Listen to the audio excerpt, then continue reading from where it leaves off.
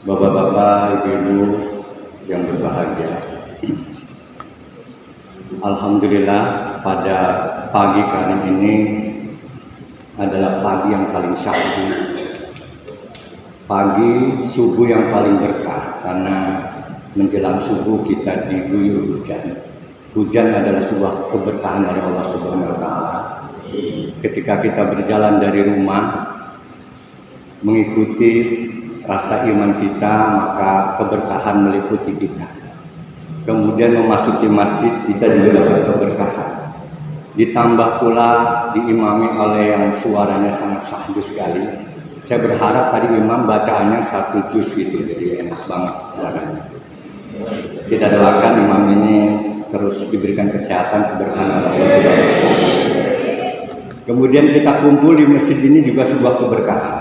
Artinya berkah sholat di masjid berjamaah, kemudian mengikuti taklim.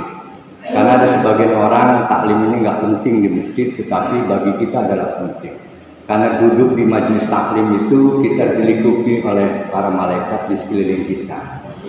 Apalagi ketika saya membacakan salam, bapak-bapak, ibu-ibu menjawabnya dengan sangat luar biasa salam. Karena salam ini adalah sebuah ucapan surgawi. Jadi penghuni surga itu ucapan yang pertama diucapkan itu adalah Assalamualaikum warahmatullahi wabarakatuh. Harus dijawab penghuni surga. Masa nggak dijawab? Ulangi lagi ya. Assalamualaikum warahmatullahi wabarakatuh. Jemaah, lama-lama udah kayak ini Ustaz Maulana. Biar kita agak cerah dikit. Biasanya pagi-pagi tuh selalu otak kita masih ngantuk-ngantuk gimana. Bapak-bapak, ibu-ibu yang berbahagia, kali ini saya ditugaskan untuk membahas tentang menebarkan salam.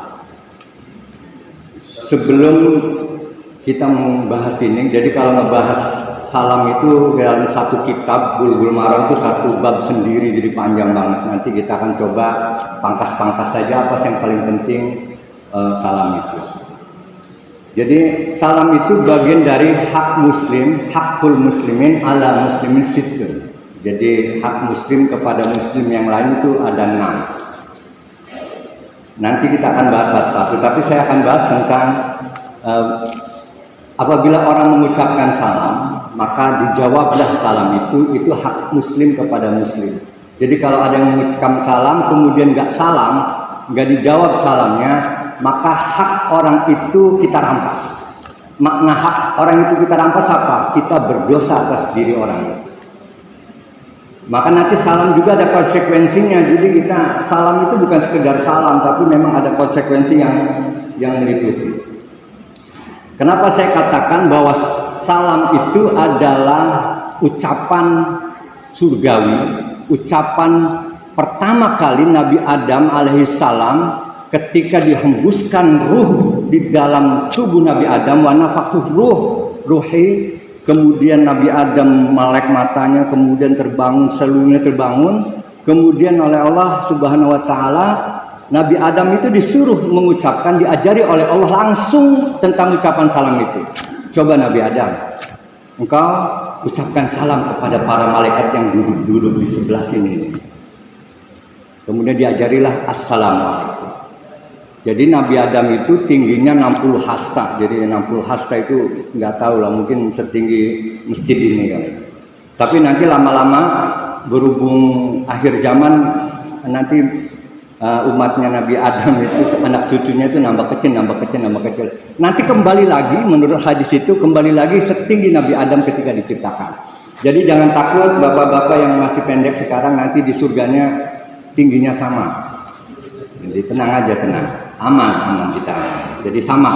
Gantengnya sama, jadi ininya sama, semuanya sama gantengnya. Itu kalau di surga. Mudah-mudahan kita di surga semua. Amin. Kemudian ucapan salam kepada malaikat. Kemudian dicobalah Nabi Adam itu kepada malaikat tadi.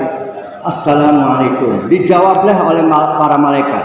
Waalaikumsalam warahmatullah. Ditambah warahmatullah. Dijawablah seperti itu. Nah, itulah ajaran pertama selain bertasbih kepada Allah. Ajaran pertama adalah ucapan salam. Jadi salam ini adalah ucapan surga. Jadi ucapan langit. Jadi kalau kita membaca salam, bukan hanya yang menjawab orang itu yang di depan kita, tetapi para malaikat menjawab itu. Bayangkan kalau kita mengucapin salam, kemudian dengan ikhlas, itu sekeliling di kita, makhluk yang di sekeliling kita, kalau ada malaikat itu, maka malaikat juga menjawab. Kalau ada jin sebelahnya juga akan menjawab. Assalamualaikum. Allah. Jadi kalau dalam bahasa Arab itu ada istilah Allah, ada istilah ilah ya Pak Muiz ya. Kalau ilah itu biasanya itu ditujukan pada satu tempat, satu titik saja. Misalnya anak adhabu ila madrasah, saya berangkat ke madrasah, pasti akan ke madrasah itu, kalau ke sekolah itu tujuannya, nggak mungkin ke yang lain. Tapi kalau Allah itu lingkupan keseluruhan itu, sekelilingnya itu akan terucap ucapan kita. Jadi assalamualaikum. Kenapa pakai kum? Bukan assalamualaikum. Artinya apa? Bahwa kita mengucapin satu ucapan itu di sekeliling kita juga didoakan oleh kita. Salam itu bukan hanya ucapan seperti sobahan, selamat pagi, selamat sore, dan seterusnya, bukan itu. Itu juga masyarakat jahiliyah dulu seperti itu, Pak. Masyarakat jahiliyah meskipun dia kafir, tapi bahasanya bahasa Arab. Maka jangan kaget orang kafir bahasa Arab itu, jangan kaget. Orang Abu Jahal juga ngomong bahasa Arab. Abu Jahal ngomong Allah, wallahi. Iya, dia tahu Allah. Bahasa Arab juga. Makanya kalau ketika pagi orang Arab itu bilang sobahan. Sobahan nur, masaan, jadi sore itu masaan, dan seterusnya ucapan itu.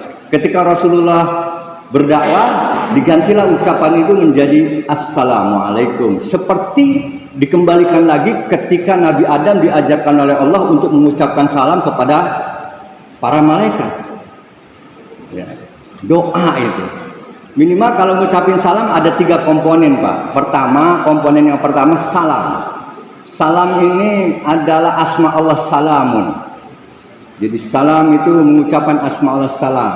Salam ini maknanya terhindar dari keburukan. Terhindar dari keburukan baik yang lahir maupun yang batin. Artinya gini, kalau kita mengucapin assalamualaikum berarti kita didoakan terhindar dari kejahatan lahir dan batin. Jadi berbahagialah, ada yang mengucapin salam itu harusnya berbahagia karena kita didoakan. Apalagi kalau ditambah lagi assalamualaikum warahmatullahi rahmat. Rahmat itu kasih sayang. Kasih sayang. Jadi berilah keselamatan dan berilah kasih sayang warahmatullahi wabarakatuh. Barokah itu artinya tambah lagi keberkahan. Apa makna keberkahan? Keberkahan zada bil khair, jadi tambah terus kebaikannya. Jadi kalau kita didoakan pada assalamualaikum, artinya gini, assalamualaikum warahmatullahi wabarakatuh. Nggak usah dijawab sekarang, ini cuma contoh. Kalau saya jawab lagi ngomong salam, nggak beres-beresin. Jadi kalau kita salam itu berarti ada 3 komponen yang didoakan oleh saudara kita. Semoga engkau selamat, semoga engkau diberikan kasih sayang. Karena inilah yang membedakan manusia dengan makhluk yang lain, itu kasih sayang. Sehebat apapun manusia menciptakan teknologi apapun, kalau sekarang namanya artificial intelligence, seperti handphone, seperti robot, pinter apapun, dia tidak memiliki kasih sayang. Kasih sayang contohnya apa? Ada kangen, ada kerinduan, ada benci, itu muncul kasih sayang. Makanya kalau ada rindu di dalam diri kita, sebenarnya itu ada kasih sayang. Kapan diucapinnya? Idza laqitahu. Kalau kita ketemu, kalau nggak ketemu yang nggak ngucapin salam sama siapa? Laqitahu itu gimana ketemunya? Ketemunya kalau sudah berpisah baru ketemu lagi. Kapan berpisahnya? Kalau meskipun terhalang tembok masuk lagi, salam lagi. Sunahnya begitu. Jadi terhalang tembok aja udah salam lagi. Kira-kira begitu. Nah, kemudian ada keberkahan. Di mana keberkahannya? Itu kita didoakan juga, mudah-mudahan didoakan keberkahan. Kalau kesehatannya ditambah kesehatannya, ditambah keberkahan kesehatannya, yang sakit disembuhkan, yang rizkinya kurang ditambah rizkinya, yang lagi dagang kurang konsumennya didoakan wa barakatuh, wa bertambah terus rizkinya bertambah, kalau punya istri satu ditambah lagi gitu. Enggak juga begitu ya Pak ini. Wa barakatuh seperti itu. Nah masalahnya yang aneh tuh begini Pak, kita biasa salam kepada orang lain, kepada rumah orang lain, tetapi rumah sendiri ya Mas Yono jarang sekali ngucapin salam. Bener nggak Pak? Ini saya cuman akal-akalan saya aja.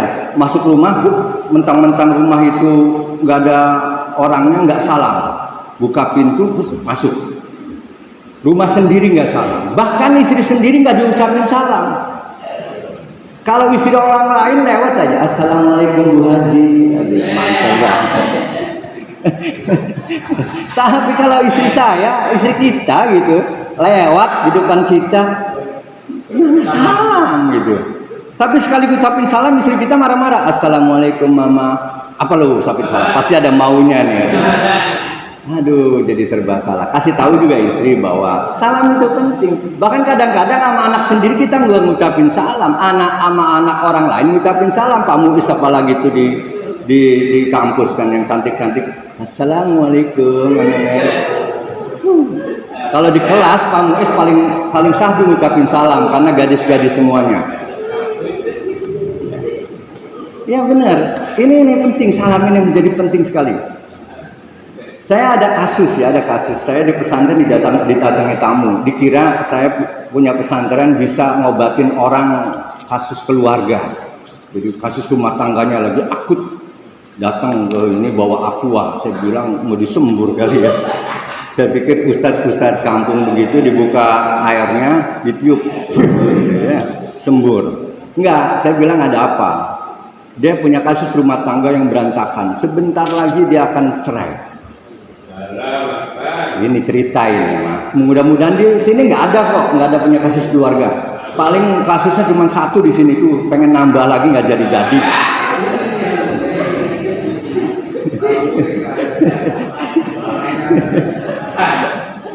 Kok jadi ngelantur begini saya. Kemudian datang, kemudian saya dialog, diskusi segala macam. Kemudian orang itu saya segala macam lah kasusnya begitu. Saya bisa menebak. Pasti di rumah tangga itu, di keluarga ini yang datang ke tempat saya ini orang yang males ngucapin salam. Saya tanya, Bapak masuk rumah ngucapin salam enggak? Enggak. Nah, masuk kamar ngucapin salam enggak? Enggak. Ketemu istri ngucapin salam enggak? Enggak. Ketemu anak enggak? Nah, benar. Karena gini Pak, sifatnya iblis, sifatnya setan itu ketika belum nikah itu selalu dikomporin supaya mesra-mesra romantis. Nih belum nikah nih, itu kan kalau deket cewek itu selalu kan kata-katanya romantis. Halo sayang, gimana kabarnya? Assalamualaikum. Kalau nelpon-nelponan, udah ya kita lama. Tutup dulu kamu. Ya kamu dulu tutup. Kamu sih duduk, wah udah ribet banget tuh. Tapi kalau udah jadi istri, tugas iblisnya berbeda. Tugas iblisnya berbeda. Tugas iblisnya adalah bagaimana memisahkan kedua orang itu. Pisah. Tugasnya begitu. Salah satu komponen untuk menghancurkan rumah tangga itu kita tidak diberikan kemampuan untuk mengucapkan salam ketika masuk ke rumah. Rumah itu kalau ditinggal mesti dihuni oleh penghuni yang lain, termasuk iblis di dalamnya, termasuk setan di dalamnya, termasuk jin di dalam. Makanya rumah yang kosong itu ada namanya jin. Jin namanya jin dasim. Yang laki-laki, kalau perempuan namanya dasima. Jadi kalau ada nama ibu dasima itu jin perempuan yang ada di rumah. Nah, kalau kita ucapin assalamualaikum, kita buka assalamualaikum, jin itu kabur. Kemudian ngasih tahu ke yang lainnya. Ada penghuninya, orang taat, orang soleh. Kita kabur, keluar dia. Tapi masuk rumah nggak mau sikin salam, jin di situ nongkrong. Kita lagi bermesra nama istri diintip sama jin. Bayangin Pak, terbuka banget. Assalamualaikum itu penting sekali. Dan ini kenapa saya ungkapkan ini penting. Kemudian cobalah praktekin salam itu diucapkan. Alhamdulillah dalam 1 bulan balik lagi, kemudian alhamdulillah sudah tenang. Kenapa tenang? Karena ada salam di dalamnya. Jangan-jangan rumah tangga berantakan karena tidak ada salam di dalamnya. Nggak pernah ngucapin salam, berat banget sih. Assalamualaikum warahmatullahi wabarakatuh, itu berat. Itu adalah ucapan para ahli surga. Jadi ahli surga itu ucapannya salam. Tetapi salam itu memiliki konsekuensi Bapak Ibu. Ini yang nggak pernah dibahas oleh para asatidz, para ustadz, para kiai. Ada konsekuensi. Ucapan salam tidak hanya sekedar salam, tapi ada konsekuensinya. Selain mendoakan, salam itu konsekuensinya itu adalah apabila seorang muslim mengucapkan salam kepada saudaranya, maka seseorang itu sudah menjamin keselamatan saudaranya terhadap diri kita, baik dunia dan akhirat. Ini yang berat. Kita nggak pernah tahu, Pak.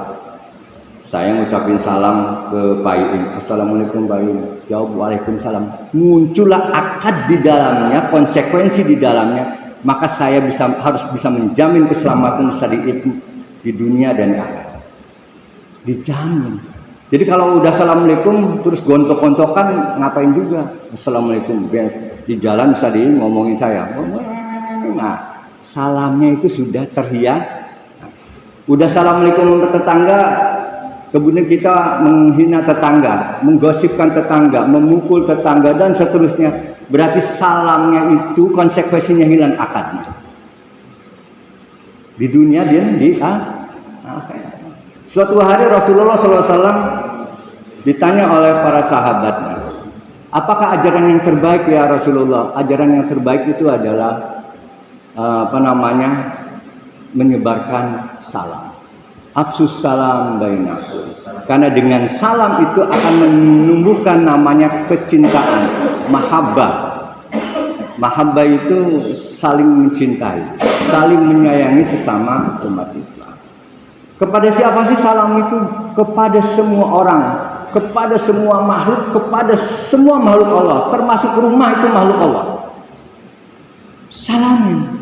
Kita punya rumah, salamin. Kita punya mobil, pernahkah kita memberikan salam kepada mobil itu yang sudah kita pakai? Ayo. Bukan mobil, kunci mobil, Pak. Ngucapin salam enggak? Waduh, bahaya. Berarti selama ini mobilnya banyak jin di dalamnya itu ya. Salamin biar jinnya kabur. Assalamualaikum. Kalau dia nggak bisa ngejawab, bantu jawab. Waalaikumsalam warahmatullahi wabarakatuh. Komunikasi semesta itu otak dengan jantung. Jadi kalau orang-orang sufi itu selalu salam dimanapun dia. Termasuk kita punya kamar, assalamualaikum, kecuali kamar mandi. Semua assalamualaikum. Termasuk kita masuk ke masjid, assalamualaikum. Bahkan kita melewati kuburan sekalipun kita ngucapin salam. Bener nggak? Ngucapin salam, sunnah. Ketika lewat kuburan, masuk kuburan, assalamualaikum ya ahli diyar, assalamualaikum ya ahli diyar, keselamatan untukmu wahai penghuni kubur. Ya. Padahal udah mati, kenapa kita ucapin salam? Dia menunggu ucapan salam dari kita yang hidup. Bayangkan kalau kita lewat kuburan salam, itu dia bahagia sekali. Apalagi ditambah Al-Fatihah didoakan, lebih bahagia lagi. Kemudian ketika mati, kita mati dikubur di situ juga, ketemu orang-orang yang kita salamin, dia akan berterima kasih kepada kita. Kalau nggak percaya, coba hari ini siapa yang mau mati? Lewat kuburan dulu, salam, nanti besok mati, kemudian ditanya, kemarin kamu memberikan salam sama saya ya? Ayo, siapa yang mau? Ada yang mau ya? Padahal kenikmatan terbesar itu adalah kematian. Kematian itu adalah kesempurnaan. Makanya orang yang mau sempurna itu adalah yang mati dulu, baru sempurna. Yang ditunggu-tunggukan di Qa'arabi, kita ketemu dengan Allah dengan wajah berseri-seri. Salah satu wajah berseri-seri penghuni surga adalah mengucapkan salam. Itu saja Bapak Ibu, terima kasih. Mohon maaf kalau ada salah-salah kata. Bila taufiq hidayah. Assalamualaikum warahmatullahi wabarakatuh.